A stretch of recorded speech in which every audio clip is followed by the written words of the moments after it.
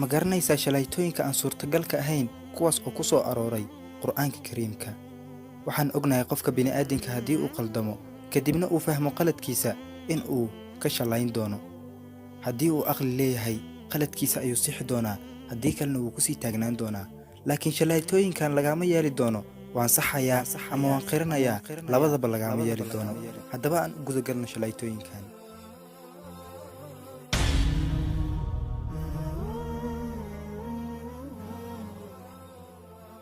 waxa ugu horeysa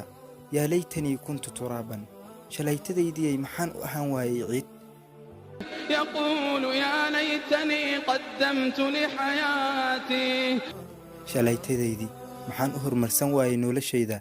فيقول يا ليتني لم أوت كتابيه shalaytadaydii maxaa la ii siiyey kitaabkayga يا ويلتى ليتني لم أتخذ فلانا خليلا shalaytadaydii maxaan ugu dhigtay hebel saaxiib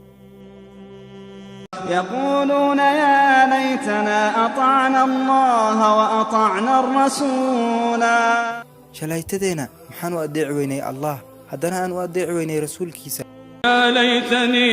يقول يا ليتني اتخذت مع الرسول سبيلا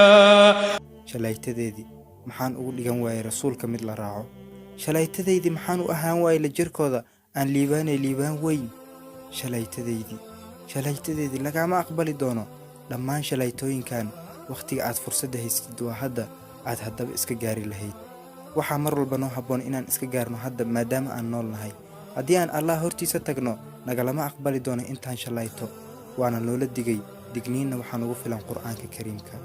haddaba aan xasuusnaano inta aan nool nahay